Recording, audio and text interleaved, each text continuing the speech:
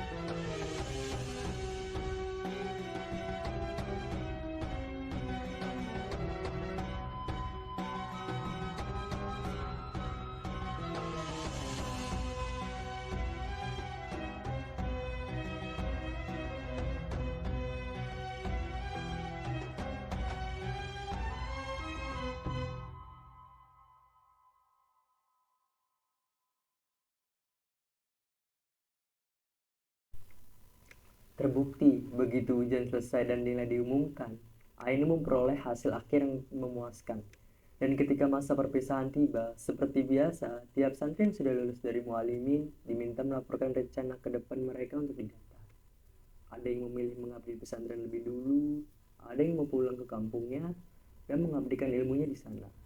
Dan ada juga yang ingin melanjutkan ke jenjang berikutnya. Kelompok yang akan melanjutkan studinya juga terbagi dua. Ada yang mau melanjutkan ke Indonesia dan ada yang juga bersemangat memilih Timur Tengah. Oleh pihak pesantren, semua santri mualimin yang akan melanjutkan ke Timur Tengah diminta menyebutkan negara tujuan.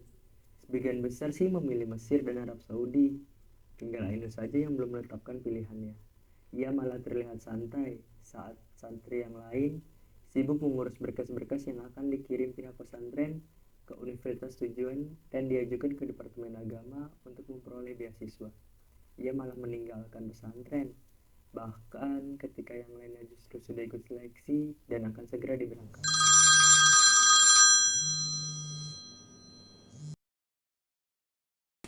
Kiai sampai saat ini Kiai Ainu sampai saat ini belum memberikan jawaban mau melanjutkan kemana. Sepertinya anak itu malah sedang asik memacari Yogyakarta. Bagaimana menurut pendapat Kiai?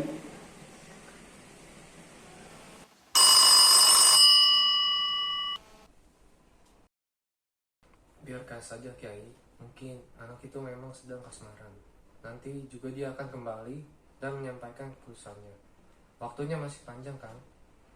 Untuk yang ke Saudi berangkat minggu depan, yang ke Mesir minggu konfirmasi dari universitas tujuan. Kalau memang Ainu tidak juga kembali dan memberikan keputusannya, ditinggalkan saja Kiai. Nanti biar saya yang langsung bicara dengannya. Terima kasih Kiai sudah sabar mengawasi anak itu. Baik, sama-sama Kiai.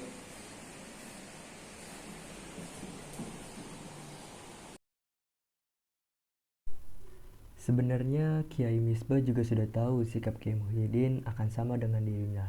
Karena bagaimanapun juga, Kiai Misbah tahu bahwa Ainu memang berbeda. Anak itu menjalani hidupnya tanpa terpengaruh dengan hiruk-pikuk orang-orang di sekitarnya. Tidak sekedar ikut-ikutan, tapi juga tidak sepenuhnya asal-asalan. Objek wisata di daerah Jogja hampir seluruhnya Ainu jelajahi. Malioboro, Kebun Binatang Gambriloka, Istana Air Taman Sari, Monumen Jogja Kembali, Museum Keraton Yogyakarta, Museum Sonobuyun, Lereng Marapi, Kaliurang, Pantai Pangretis, Pantai Barong, Pantai Samas, Gua Selarang, Candi Prambanan, Candi Gelasan, Keraton Ratu Boko, dan Candi Borobudur. Ia sepertinya tidak ingin meninggalkan Jogja tanpa pengalaman bertualang di dalamnya. Ia juga mencoba-coba menikmati kuliner khas Jogja. Selain gudegnya yang terkenal itu, ada angkringan dengan menu khas mahasiswa. Ada bakmi godok di pojok benteng, sate kelinci di Kaliurang, plus jadah Mbak Carik. sate Karangkoto Gede, sego Abang Ninja Gunung Kidul, dan sate kelatak di Monokromo. Benar-benar Ainu menikmati dunianya, menikmati perjalanannya tanpa ia sadari sudah 14 hari ia berkeliling Yogyakarta, pagi, siang, sore, dan malam hari.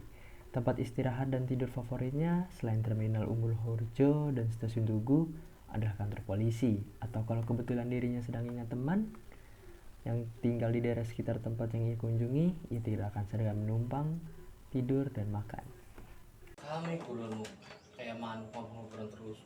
Udah gitu kayak tumit tiba-tiba nongol. Ngono. Kamu bisa aja, Dul. Oh iya, Dul. Kamu nggak ngelanjutin kemana gitu, Dul? Nah, kamu sendiri gimana? Kamu kan lulusan terbaik. Mau masa Di masih sini dia kuliah? menerangkan bahwa dirinya mau melanjutkan di Universitas Islam Negeri di kota Yogyakarta saja, biar bisa sekalian mengajar di madrasah yang dirintis orang tuanya. Kami pun mau ngobrol tentang masa lalunya saat kita di pesantren dan teman-teman lainnya. Kita bercanda ria seperti teman pada umumnya.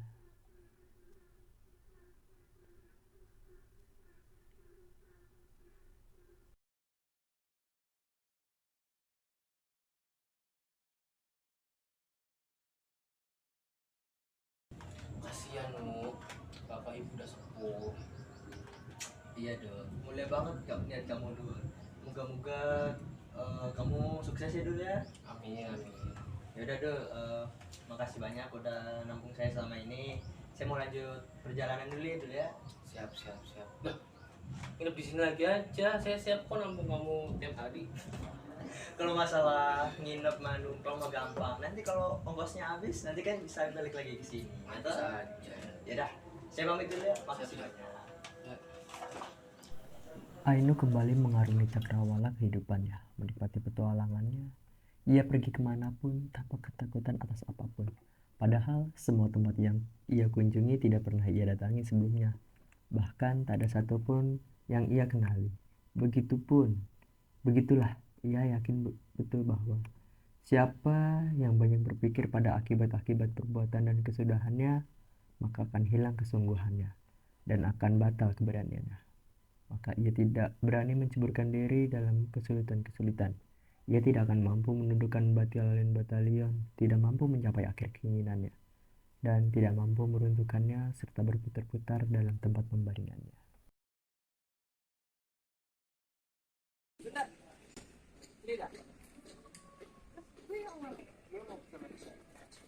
Lu mau kesana juga? Kalau kebetulan lewat aja. Itu mau kemana? Mau teman di Romo. Oh iya, nama aku Elina. Nama aku Janji. Salam kenal ya. Ya, salam. Nama yang keren. Kamu tinggal di mana? Aku tinggal di Sleman. Aku juga di Sleman, tapi aku ngekos daerah Pasar Kembang. Oh, pasar. Ya, aku saat ini udah jam 2 nih.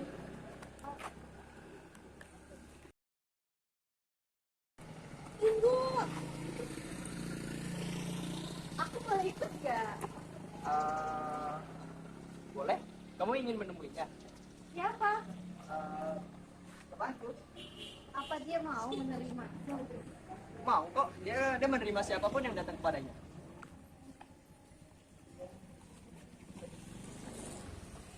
Jadi tak masalah kita baru kenal atau sudah akrab. Tidak, dia selalu menerimamu. Dia sahabat yang tidak membedakan siapapun. Jadi tak masalah jika kenal akrab atau sudah akrab. Tidak masalah juga sering menemuinya atau baru sama sekali. Temanmu baik banget ya. Senang banget aku ketemu kamu. Dan kamu akan lebih senang jika kamu menemuinya. Ngomong-ngomong, siapa temanmu itu?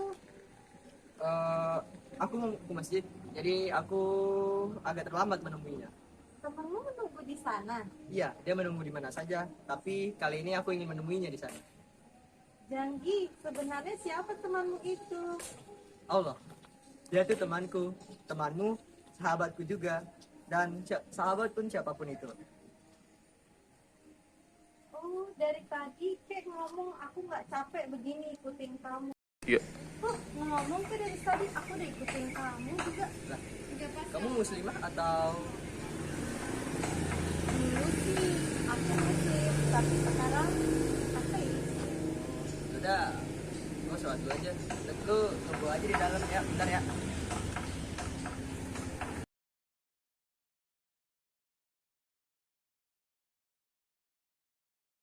Ini tempat makan favorit aku. Kamu punya tempat makan favorit? Tahu ah. Ya sudah, aku minta maaf soal yang tadi. Aku nggak maksud apa-apa, apalagi menyinggung keyakinanmu. Sudah sebel. Oh ya, habis ini kamu mana? Pulang ke kosan mau tidur, aku capek. Kamu? Belum tahu. Kok? Ya, aku masih mau muter-muter, tapi belum tahu mau mana. Ya udah ikut ke kosku aja sampai kamu tahu mau kemana lagi. Waduh, apa kata temanmu nanti? Aku ngekos sendirian, santai aja. Lagi pula aku juga nggak punya teman istimewa. Kamu sholat di sana aja. Aku dulu Islam, tapi sekarang lagi belajar menjadi Kristiani. Tapi masih bingung mau masuk yang mana, Katolik apa Protestan. Soalnya agama buatku sama aja, nyebelin. Orang-orangnya gampang sekali menghakimi. Apalagi buat orang yang seperti aku yang sudah kotor ini. Mungkin kamunya saja yang salah memahami, atau kamu selama ini ketemu dengan orang-orang yang ilmu agamanya nanggung. Cobalah membuka diri kepada semua orang. Pasti kelak kamu ketemu sama pemeluk agama yang punya kearifan dan tegang rasa yang tinggi. Itulah, aku belum sempat, kadang malas. Kalau sudah melihat ustadz, kiai, pendeta, atau apalah yang menurutku munafik. Caranya? Elina, cobalah bersahabat dengan dirimu sendiri. Pasti kamu akan merasakan indahnya bersahabat dengannya. Caranya? Apa aku harus kembali ke agama yang dulu? Agama yang telah mengecewakanku karena terus menakut-nakutiku dengan neraka. Bukan itu maksudku. Ini bukan sekedar tentang agama, tapi ini semua tentang Tuhan yang pemilik agama itu sendiri. Sudahlah, aku pusing kalau ngomongin agama. Kita ngomongin yang lain aja ya. Boleh, ya dah. Anak lagi loh. Tadi bapak kamu nungguin. Ini kamarku, maaf ya, nggak sesuai kayak cewek-cewek lain. Emang kamu gak punya waktu buat beresinnya sebelum habis sekolah gitu? Kalau dibilang nggak sempat sih bisa juga, tapi kalau males sih pastinya.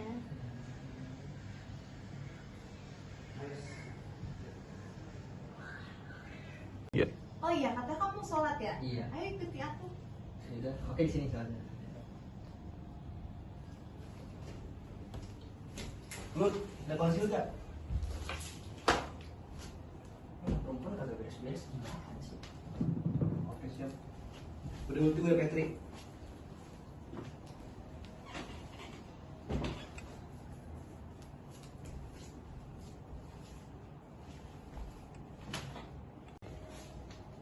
Janggi, kamu yang melakukan semua ini?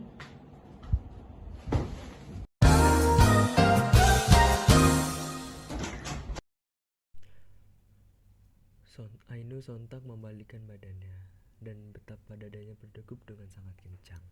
Darah di semua sarafnya seperti mengalir deras. Perasaannya pun tidak menentu. Bagaimana tidak?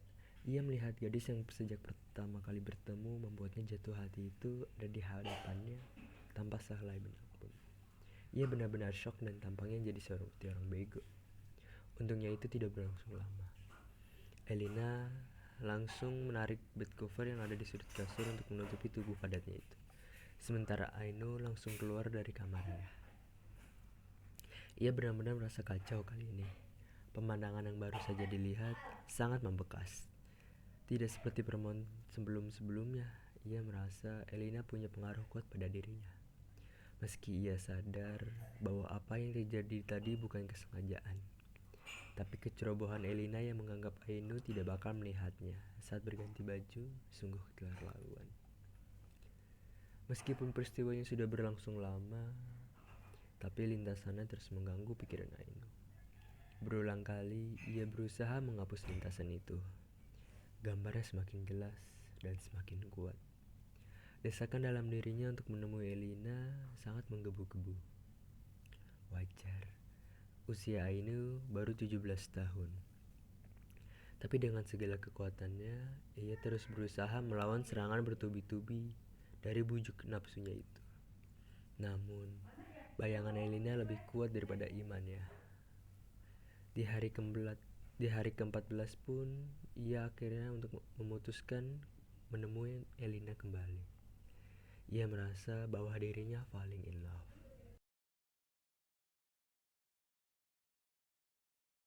Elina, aku tidak tahu harus percaya atau tidak dengan ceritamu. Aku juga tidak tahu apakah aku harus bersimpati pada keadaanmu atau tidak. Aku hanya ingin minta maaf dengan semua sikapku hari ini dan yang kemarin. Itu semua karena aku sebenarnya jatuh cinta sejak pertama jumpa kamu. Namun nyatanya aku tidak siap saat harus melihat aib yang kamu lakukan.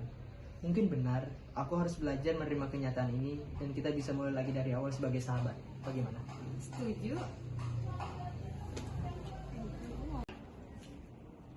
Janggi, andai saja aku bertemumu sejak awal. 14 bulan yang lalu, ia bertemu dengan Parekso, dan kini ia bersama dengan anaknya. Bahkan ia jatuh hati dengan gadis itu. Angel dan Elina adalah nama dari satu orang yang sama. Sempat berpikir bahwa benaknya untuk mempertemukan mereka. Tapi ia langsung menyadari bahwa dirinya tidak boleh berperan sejauh itu. Parekso, keluarganya, juga Angelina pasti akan belajar dari semua ini. Mereka hanya butuh belajar menerima kenyataan, dan itu baru akan bisa bila masing-masing mau menerima diri mereka sendiri. Lalu Ainu pun menulis surat.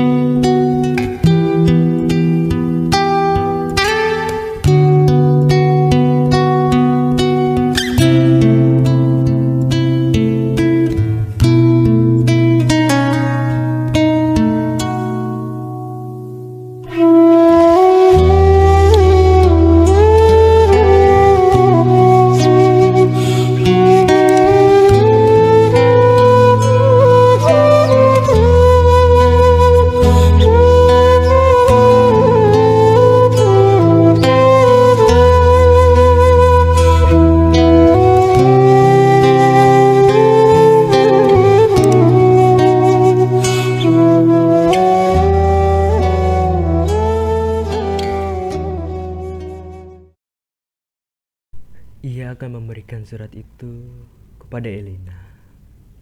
Hari ini setelah drama cinta tak terbalas, namun menghadirkan kesan membekas, Ainu niat berpulang ke Mojosari untuk seterusnya. Meninggalkan Yogyakarta dan semua kenangannya. Ia sudah merasa cukup berada di Yogyakarta, dan tak terasa sudah 1 tahun ia berada di jalanan. Ia kangen berkumpul dengan orang tuanya. Langkah awalnya meninggalkan Yogyakarta dimulai dari ke rumah Elina. Namun Elina sedang tidak ada. Lalu ia meneruskan perjalanan dengan bus kota menuju Sleman. Ia berniat pamitan dengan Kiai Misbah sekaligus mengambil ijazah mu'aliminnya. Sesampainya di pesantren, Kiai Misbah memintanya istirahat dulu dan membersihkan badannya yang terlihat kusut dan kumal. Kiai Misbah memperkenalkan Gus Parhan yang ternyata sudah pulang dari Mesir dan kini menjadi dosen di Universitas Islam Negeri Yogyakarta.